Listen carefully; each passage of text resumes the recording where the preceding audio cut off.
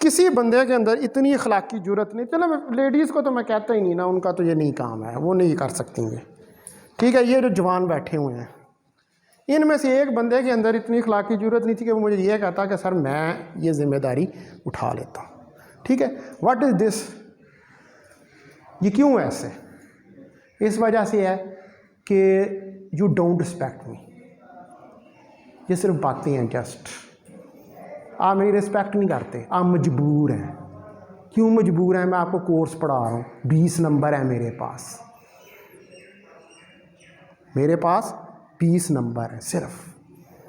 आपको ये मजबूरी है, आप कत्तन मेरी रिस्पेक्ट नहीं करते हैं, मुझे शौक भी नहीं है मेरी करे, ठीक है। मेरे उस्ताद हैं ना, जो मेरे उस्ताद जिनसे मैंने PhD किया ना, इस्लामाबाद में होते हैं, वो मुझे अभी कहे ना जमाल इस्लामाबाद में, यहाँ पर हर चीज़ को ठुड्डा मार कर मैं इस्लामाबाद चला जाऊँगा, मेरे उस्ताद हैं वो, मैंने उनसे सीखा है, ठीक है।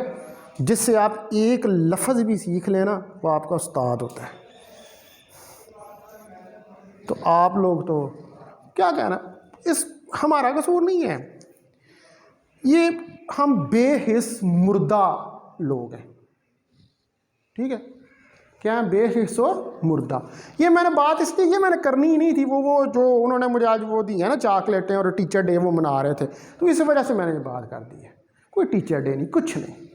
सबसे पहले अपना अंदर देखें, आप what you are doing nothing. आप मैं हम कुछ भी नहीं कर रहे, हम किसी चीज़ में, हम इवन के अपने साथ भी सिंसियर नहीं है, किसी दूसरे के साथ होना तो दूर की बात है। आप अपने साथ भी सिंसियर नहीं है, आप अपने वालिदैन के साथ सिंसियर नहीं है, आप अपने फ्रेंड्स के साथ सिंसियर नहीं है, आप किसी के साथ नहीं, आप जो आपका पेशा है जिस वक्त आप उसके साथ भी सिंसियर नहीं है। मेरा पेशा पढ़ाना है, मैं नहीं हूँ सिंसियर अपनी टीचिंग के साथ, मैं नहीं उस तरह पढ़ाता जिस तरह मुझे पढ़ाना चाहिए। जितनी मुझे गवर्नमेंट तनख्वाह दे रही है मैं उस हिसाब से नहीं पढ़ाता उस तरह। आप लोग क्या हैं? यू आर स्टूडेंट, आपका काम है पढ़ना, आप नहीं समझ, ठीक है। इसलिए टीचर डे मनाने वो खड़े हो जाना, उसके ऊपर जनाब तराना, दिन में 5 वक्त नमाज पढ़ लेना, नमाज पढ़ के समझना हमने बहुत बड़ा फट मार लिया है, कुछ भी नहीं, वो जस्ट एक सजदे हैं, टकरे हैं जो हम मार रहे हैं ज़मीन के साथ। उन टक्करों के अंदर भी हमें अल्लाह नज़र नहीं आ रहा होता, हमें दुनियावी चीज़ें नज़र आ रही होती। मैं आपकी बात नहीं कर रहा, मैं अपनी भी कर रहा हूँ। वो जो टक्करें हम मार रहे होते हैं ना, उनके अंदर भी हमें अल्लाह की तरफ नहीं हमारा दिमाग होता, हमारा दुनिया की तरफ ही दिमाग होता है। तो इस वजह से ये चीज़ें, इसलिए इन चीज़ों का कोई फ़ायदा नहीं। वो यूरोप वाले जो ना, अमेरिका वाले, वो अच्छे रह गए हैं, वो इन चीज़ों से बाहर निकल गए हुए हैं।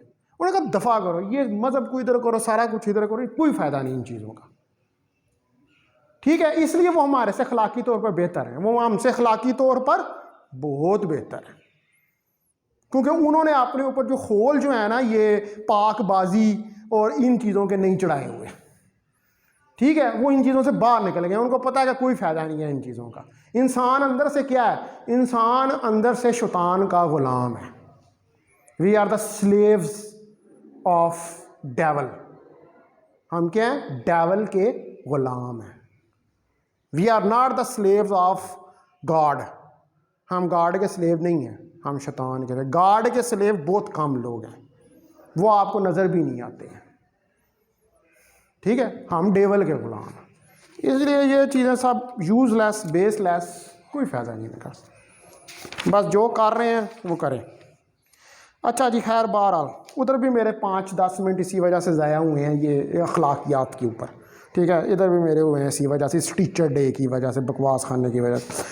कल मैंने जो है वो कॉमन एमिटर कन्फिग्रेशन जो है उसको डिस्कस किया था, ठीक है। तो आज जो है मैं, ये लेक्चर नंबर 15 है मेरा हाल, हमारा लेक्चर नंबर 15 के अंदर आज हम डिस्कस करेंगे कॉमन बेस कन्फिग्रेशन। कल कॉमन एमिटर की थी,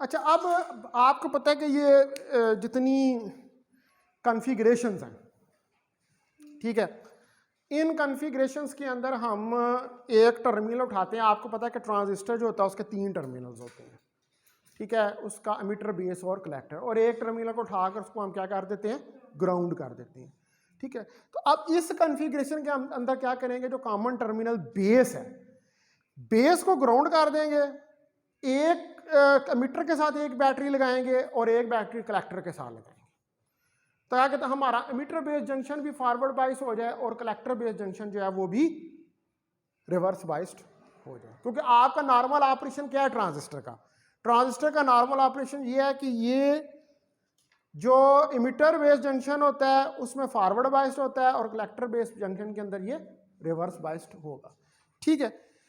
तो पहले नंबर पे मैं इसको शुरू करने से पहले इसमें सबसे मेन चीज़ है कि हम सर्किट बनाते हैं, ठीक है। ये देखें कि हमारे पास सर्किट है, ये एक NPN ट्रांजिस्टर मैं ले रहा हूं, ठीक है, और यहां पर ये एक रेजिस्टेंस लगी हुई है, ये इसकी इनपुट है, यहां से इनपुट सिग्नल दे रहे हैं,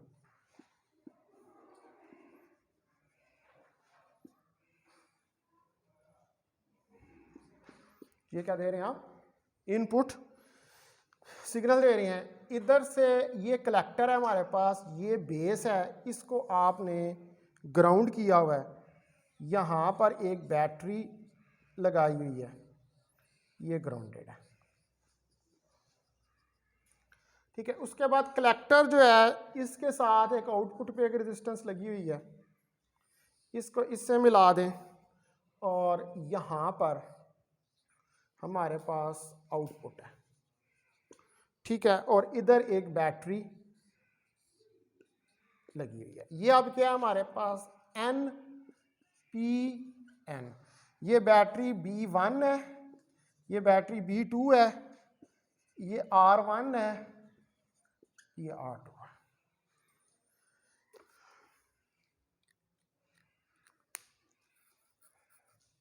ठीक है जी। ये क्या सर्किट है, ये सर्किट है कॉमन बेस कॉन्फ़िगरेशन का, ठीक है। अब इसके अंदर जो आपके पास वोल्टेजेस होंगे, ठीक है, मैं एक और फिगर बनाता हूं, ये देखें, ये आपने बेस को ग्राउंड किया हुआ है, ये एमीटर जा रहा है आपका, इस एमीटर के साथ यहाँ पे ये एक रेजिस्टेंस है, ठीक है, और इसका यहाँ पे वोल्टेज जो है वो VEE, यानी कि ये बैटरी, ये मीटर के साथ कनेक्टेड है ना बैटरी, ये वाली B1, तो ये क्या वोल्टेज है, VEE, नेगेटिव टर्मिनल लगाता है, नेगेटिव के साथ है, ठीक है। इसको हम कह देते हैं, इस R1 रेजिस्टेंस को RE, मीटर के साथ जो लगी हुई है। उसके बाद यहां से ये कलेक्टर जा रहा है, कलेक्टर के साथ भी यहां पर ये रेजिस्टेंस लगी हुई है, और इधर जो वोल्टेज है वो है +VCC, और ये हमारे पास रेजिस्टेंस RC, जिसको हमने यहां पर इस सर्किट के अंदर R2 कहा हुआ है।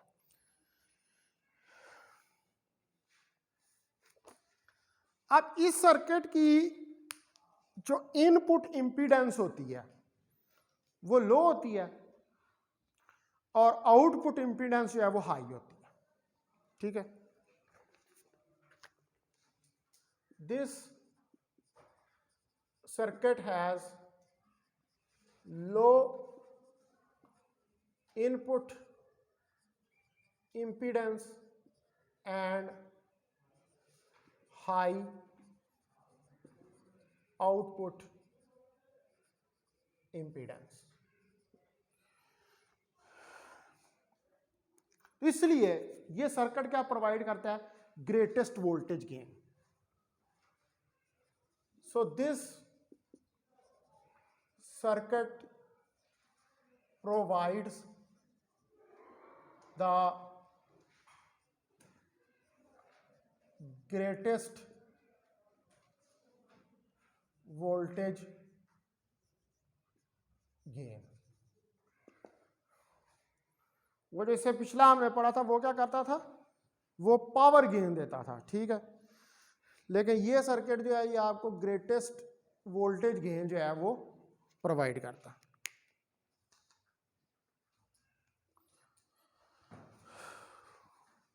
ठीक है जी, तो इसको हम क्या कहते हैं, कॉमन बेस कॉन्फ़िगरेशन। अच्छा, उसके बाद नेक्स्ट जो है, अभी मैं ये सिर्फ इनके सर्किट बना रहा हूँ, इनके करैक्टरिस्टिक नहीं अभी मैं स्टडी कर रहा, कि जहाँ से हमें पता लगेगा कि बेसिकली अब हमने ये कहा है ना इसके अंदर कि लो इम्पीडेंस होती है और हाई इम्पीडेंस होती है, इनपुट की लो, ये हमें समझ के ये किस तरह है, ये जब हम इसके करैक्टरिस्टिक्स पढ़ेंगे तो फिर हमें समझ आएगा कि ये किस तरह वर्क कर रहा है। लेकिन अभी हम सिर्फ इसकी जनरली सर्किट्स जो है उनको स्टडी कर रहे हैं, ठीक है। अब मैं दोबारा जो है वो सर्किट बनाता हूँ।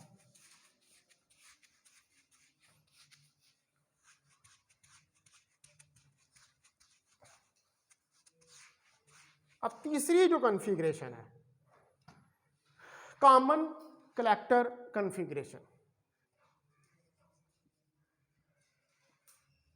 कॉमन कलेक्टर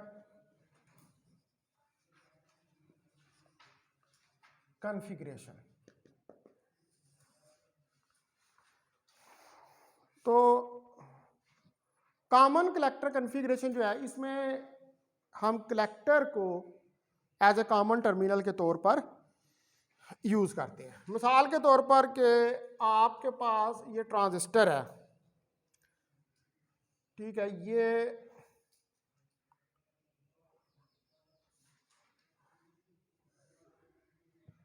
कलेक्टर है, इस कलेक्टर को आपने ग्राउंड किया हुआ है,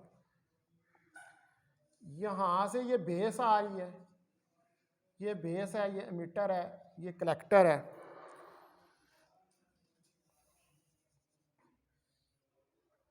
ठीक है। तो इसको इसके साथ मिला दें, ये हमारे पास आर बी रेजिस्टेंस R1 हम इसको कह लेंगे, और इधर एक बैटरी लगी हुई है पॉजिटिव नेगेटिव, जिसको हम B1 कह रहे हैं। यहाँ से इधर से आप इसको दे रहे हैं इनपुट सिग्नल, कलेक्टर को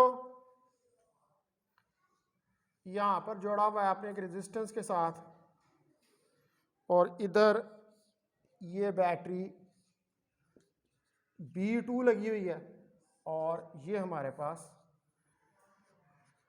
R2 RC के बराबर है, ये हमारे पास आउटपुट है।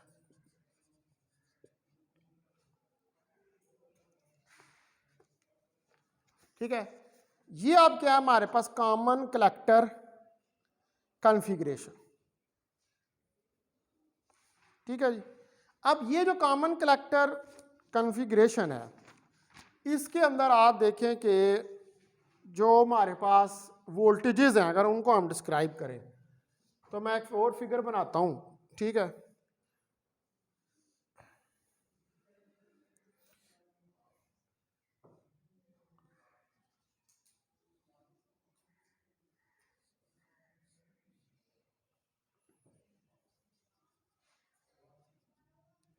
यहाँ पे बैटरी ये लगी हुई है नेगेटिव, ठीक है, ये बैटरी बी लगी हुई है। इधर से ये हमारे पास जो कलेक्टर है ये ग्राउंडेड है C, ये हमारे पास एमिटर है, और एमिटर के साथ ये यहाँ पर रेजिस्टेंस लगी हुई है,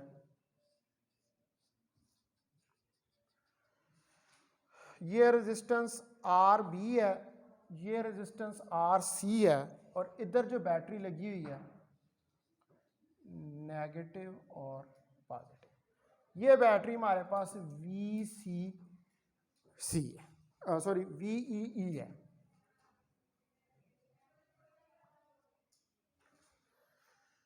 ठीक है जी, अच्छा, अब एक और इसके अंदर फिगर जो है वो रह गई है, वो भी हम देख लेते हैं ज़रा। कि देखिए आपके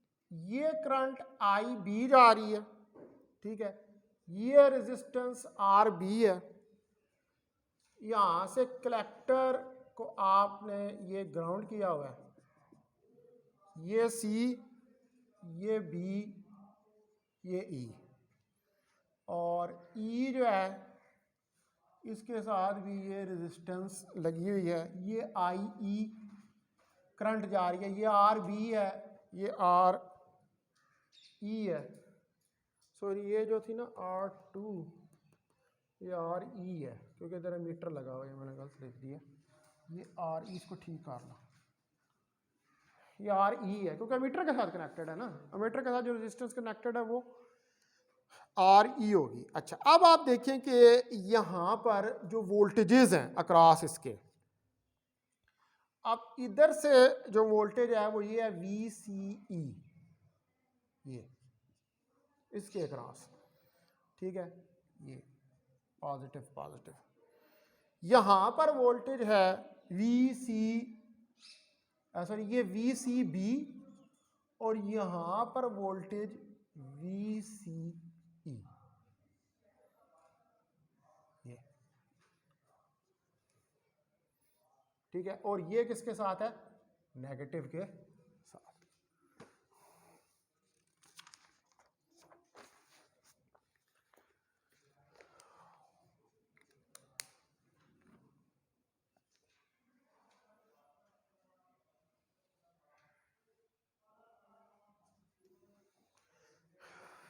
ठीक है, अब ये तो पहली डायग्राम होगी।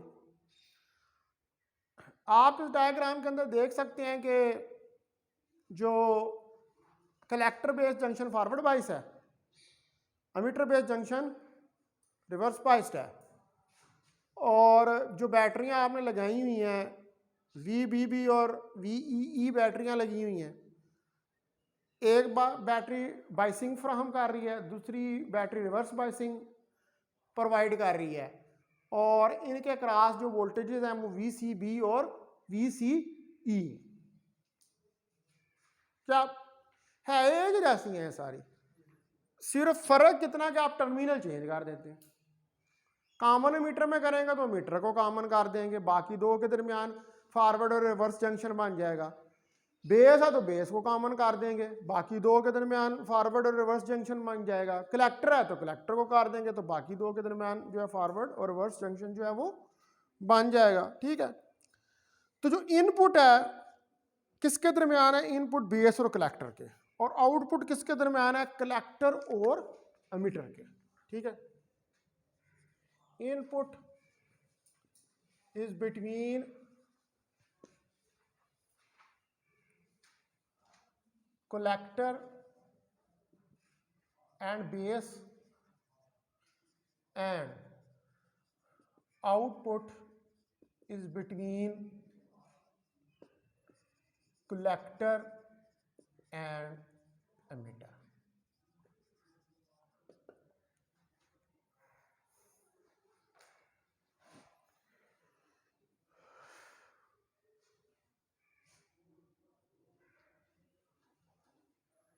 ठीक है, यही नजर आ रहा है हमें। अच्छा, इनपुट इंपीडेंस जो है वो हाई है और आउटपुट इंपीडेंस जो है वो लो है। ठीक है, the input impedance is high and low is the output impedance, और आउटपुट इंपीडेंस जो है वो क्या है, वो आपके पास लो है।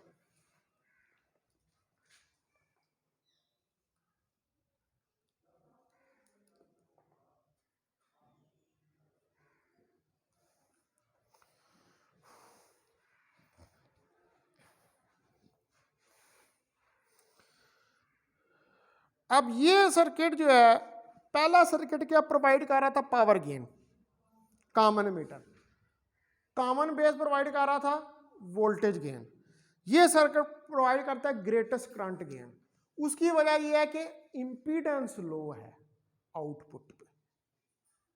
तो जब इंपीडेंस लो होगी आउटपुट पे तो इसका मतलब है कि ज्यादा करंट फ्लो करेगा। ठीक है, तो this circuit provide the greatest current gain. तो ये सर्किट जो है ये ग्रेटेस्ट करंट गेन जो है उसको प्रोवाइड करता है।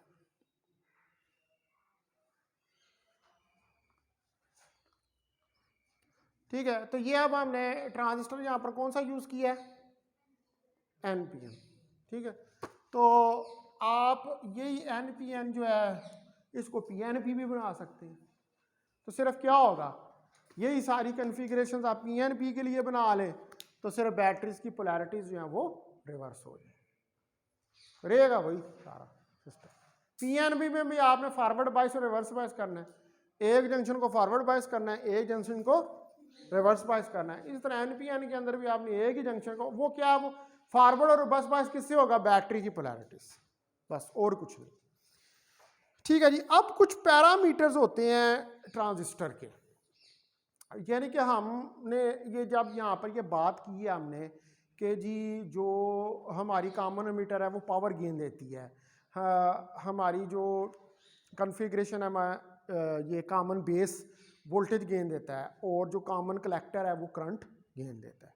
तो कुछ पैरामीटर्स इन गेन्स के साथ एसोसिएटेड है। तो वो पैरामीटर्स जो हैं उनको ज़रा हमने वन बाई वन करके ना उनकी डेफिनेशंस जो हैं उनको स्टडी करना है, क्योंकि हमने इन पैरामीटर्स को आगे प्रॉब्लम्स के अंदर यूज़ करना है, सर्किट को जब सॉल्व करना है तो उसके अंदर इनको हमने इस्तेमाल करना है। ये मिटा दो ये वाला आप जो क्या बना रहे हैं अभी, हाँ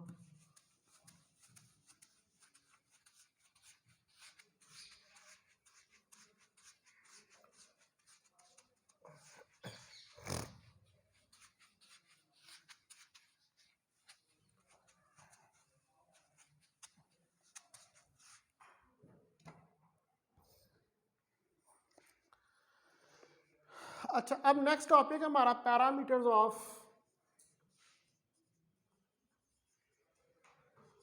ऑफ ट्रांजिस्टर।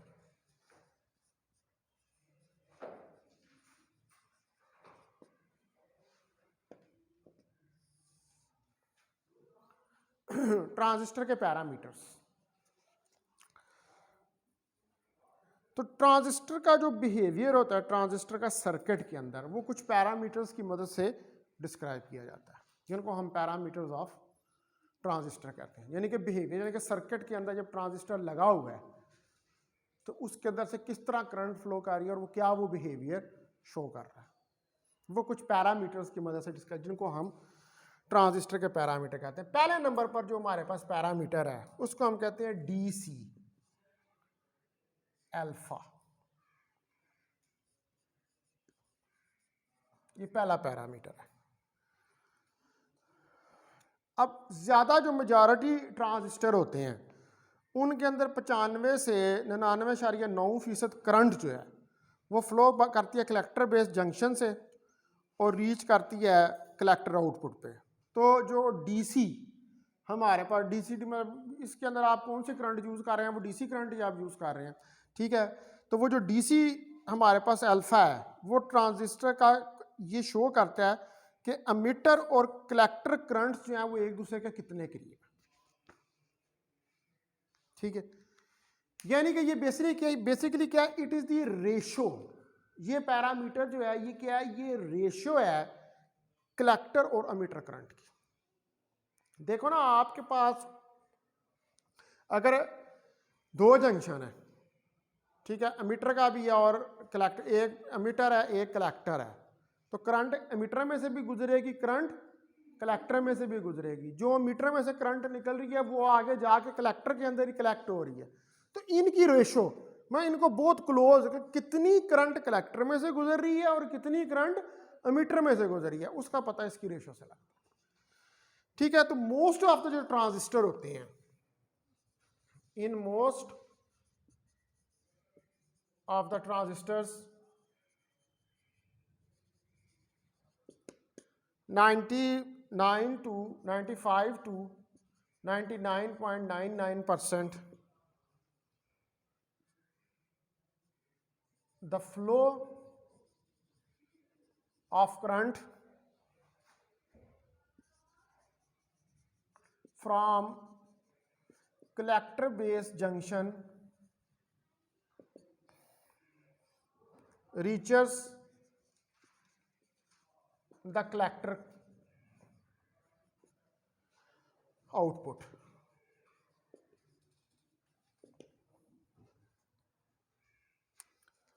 तो जो अल्फा पैरामीटर है, DC alpha parameter shows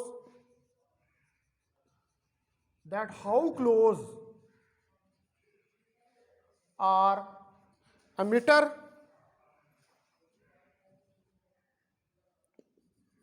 and collector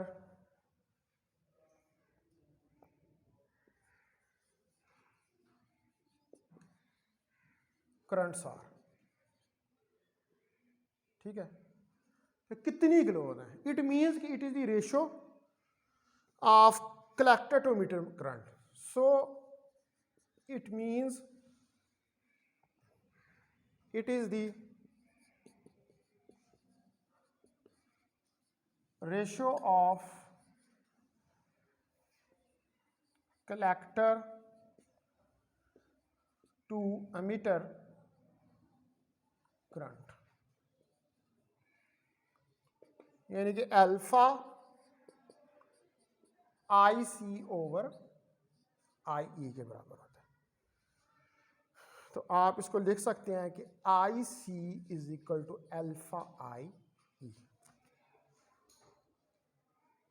तो यहां पर अल्फा जो है it is always less than 1, क्योंकि कलेक्टर करंट कभी भी इक्वल नहीं होती एमीटर करंट के. Alpha is always less than 1 because collector current IC is never equal to emitter current IE.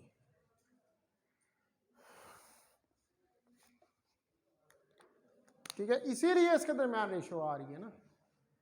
अगर तो बराबर हो जाएं तो फिर तो आई ई को आई सी के आप बराबर लिख लेंगे. ठीक है, लेकिन चूंकि ये बराबर नहीं होती हैं इसलिए इसकी रेशो आ रही है. और वैसे भी अगर फिजिकली भी देखा जाए तो जो आपने रेजिस्टेंसेस लगाई होती हैं इनपुट और आउटपुट सर्किट के अंदर, वो करंट को कंट्रोल कर रही होती हैं. करंट यानी कि करंट को कौन सा वेरिएबल कंट्रोल करता है? करंट को रजिस्टर कंट्रोल करती है. तो अभी हमने पीछे जो है ये पढ़ा है कॉमन कलेक्टर के अंदर कि आउटपुट इंपीडेंस लो होती है लेकिन इनपुट इंपीडेंस ज्यादा होती है. यही पढ़ा है ना अभी हमने. तो इसका मतलब ये है कि आउटपुट के ऊपर रेजिस्टेंस कम है तो कलेक्टर करंट ज्यादा हो रहा है और इनपुट पे रेजिस्टेंस ज्यादा है तो एमीटर करंट कम है. तो लिहाजा कलेक्टर और एमीटर करंट कभी भी बराबर नहीं हो सकते, चाहे जोन सी मर्जी कॉन्फ़िगरेशन हो. कॉमन बेस के अंदर वोल्टेजेस आ जाते हैं, उससे भी करंट में वेरिएशन आती है. एमीटर के अंदर पावर आ जाती है, उसके अंदर भी करंट में वेरी. तो इसका मतलब है कि ये पैरामीटर जो है ये कभी भी 1 के बराबर नहीं हो सकता. ये हमेशा लेस देन 1 होगा क्योंकि ये दोनों हमेशा एक दूसरे से डिफरेंट होंगे. ठीक है, अच्छा उसके बाद नेक्स्ट हम देखते हैं हमारे पास दूसरा पैरामीटर डीसी बीटा.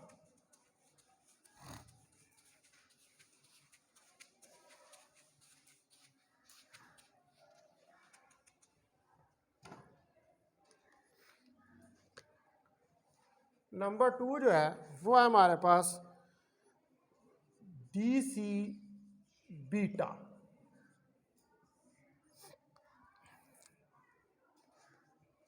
ये क्या है? This is the ratio of collector current to the base current. ये कलेक्टर और बेस करंट की रेशियो है। This is the ratio of collector to base current, यानी कि बीटा IC ओवर IB।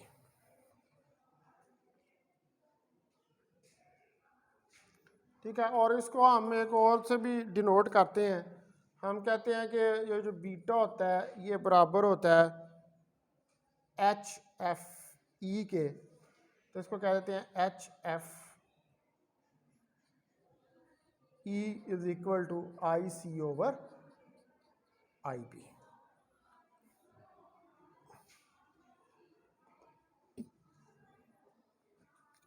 अब इसके अंदर F और E का क्या मतलब है इस पैरामीटर में? F mean forward current. ठीक है, F is used for forward current. ठीक है, F जो है वो फॉरवर्ड के लिए यूज हो रहा है, और E क्या है कि ट्रांजिस्टर जो है वो कॉमन मीटर कॉन्फ़िगरेशन में कनेक्टेड है, and E is telling that transistor is connected in common emitter configuration।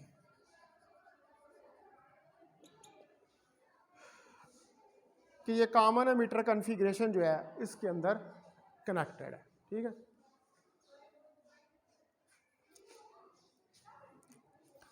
अच्छा, उसके बाद तीसरे नंबर पर है हमारे पास, तीसरे नंबर पे वोल्टेज गेन।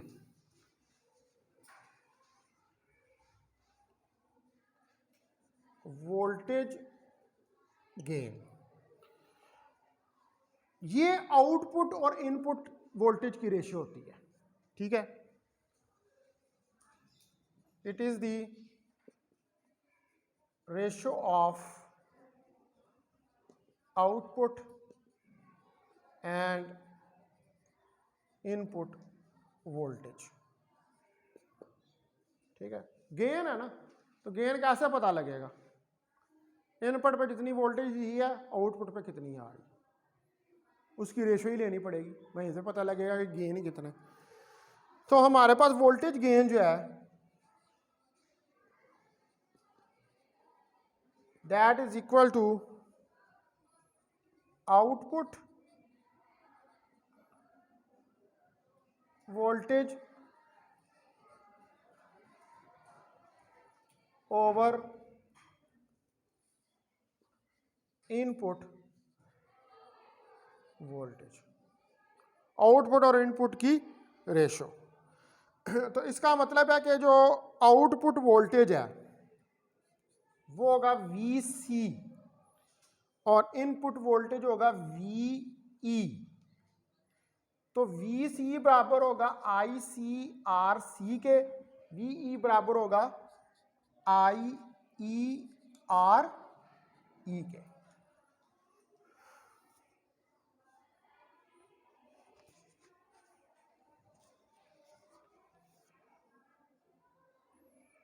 ठीक है, इनपुट आउटपुट रेशो, गेन का आपको रेशो से पता लगेगा। इसी तरह अब एक और है जिसको हम कहते हैं चौथे नंबर पे पावर गेन। ये क्या? Ratio of output to input power. ठीक है, it is the ratio of output to input power.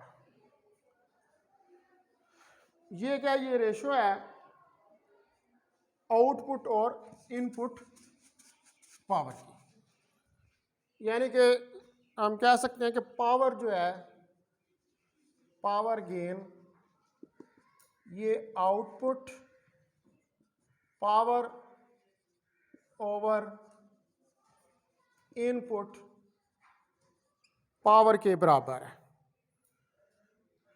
तो आउटपुट पावर हमारे पास P C over P E, power of collector, power of emitter. तो P क्या होता है, वी आई के बराबर होता है। तो P C V C I C, P E I E V E, ये वैल्यूज इसमें रखें। Power gain that is equal to V C I C divided by I E V E. तो आई सी ओवर आई ई किसके बराबर होता है, alpha के। तो power gain alpha V C over V ई।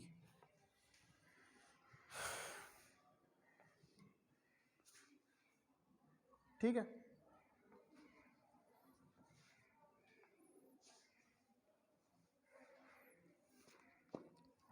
अच्छा इसको अगर हम कन्वर्ट करना चाहें, एक तो ये इस फॉर्म में आ गया ये, अगर इसको हम ले जाएं उसके अंदर आई सी और आई ई से, इसी इक्वेशन को मैं मल्टीप्लाई कर दूं और डिवाइड कर दूं, ठीक है, यही वाली जो इक्वेशन है। तो power gain I C R C I C I E R E I E, तो ये क्या हो जाएगा, I square C I square E R C over R E. ठीक है, तो that is equal to what is this, alpha square R C over R E. ये भी पावर गेन आप इस फॉर्म में भी लिख सकते हैं। ठीक है जी।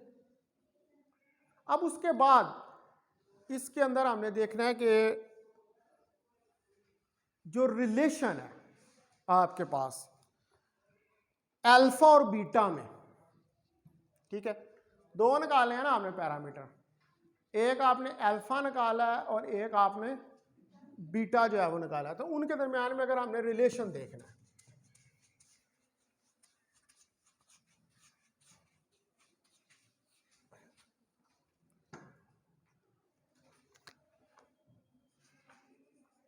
रिलेशन बिटवीन अल्फा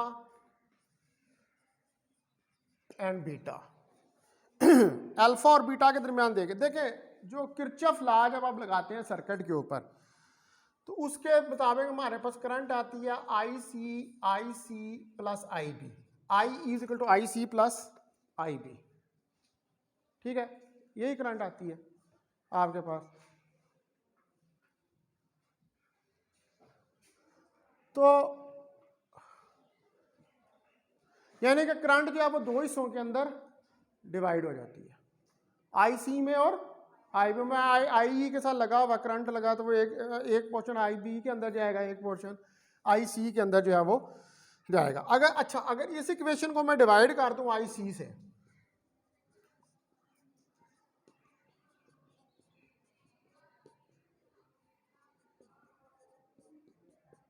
ये आ जाएगा, तो ये तो काट जाएगा, I over I C 1 over alpha के बराबर होगा, 1+1/बीटा, तो 1/अल्फा is equal to beta plus 1/बीटा,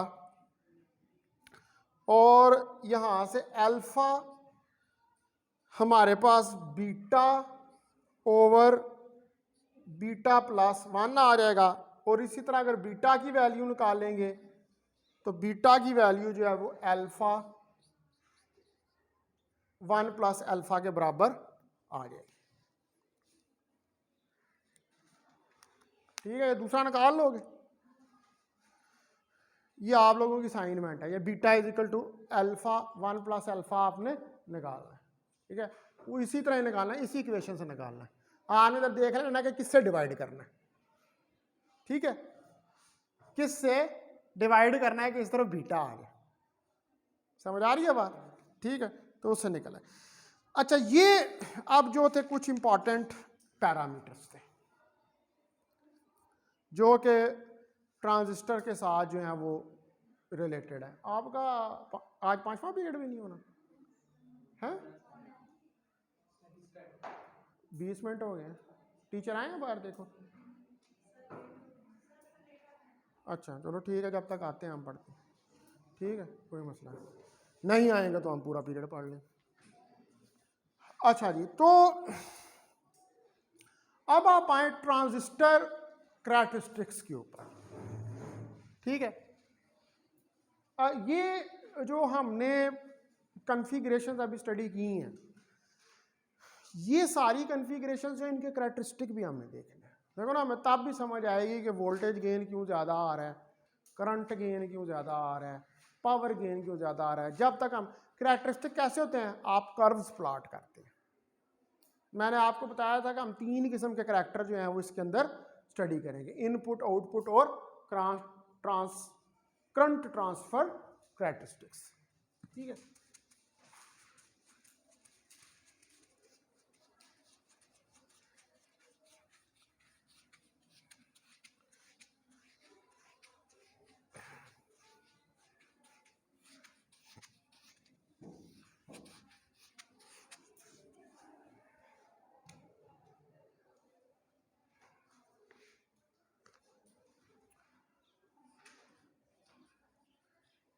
transistor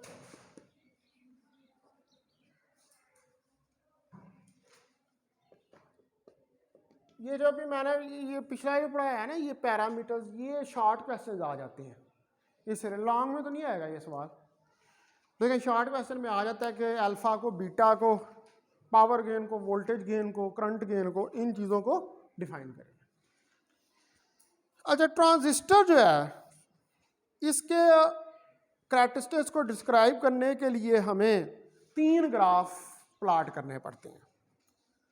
ठीक है, जो कि करंट और वोल्टेजेस के दरमियान में प्लॉट किया जाते हैं। इसकी मदद से आप सर्किट के अंदर उस पर्टिकुलर कॉन्फ़िगरेशन में ट्रांजिस्टर के बिहेवियर को ज़्यादा अच्छी तरह डिस्क्राइब कर सकते हैं। यानी कि जिस भी वो लगा हुआ है कॉन्फ़िगरेशन के अंदर, चाहे वो कॉमन एमिटर है,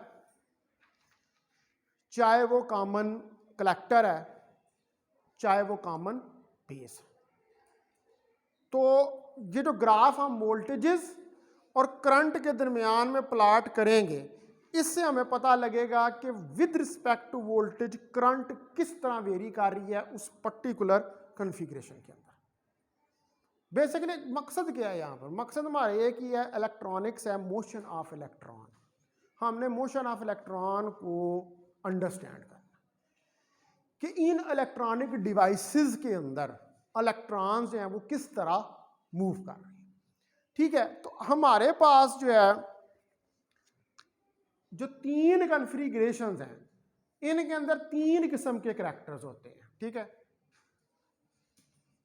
there are 3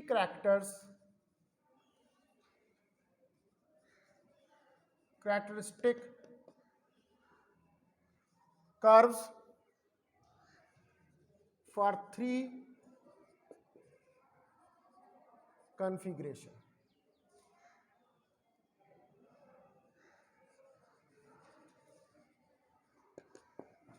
number 1 input,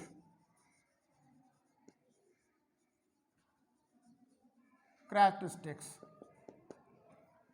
Number 2 output,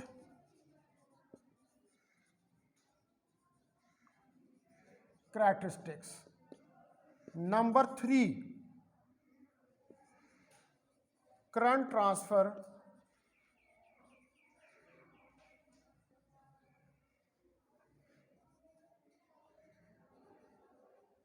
characteristics.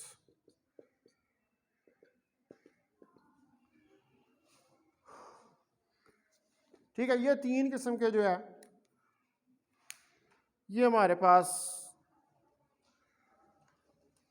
Characters होते हैं।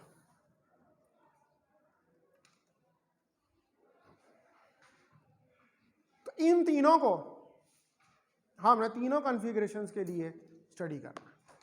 तो पहले नंबर पे हम जो करेंगे स्टडी वो कॉमन बेस करैक्टरिस्टिक्स हैं। ठीक है,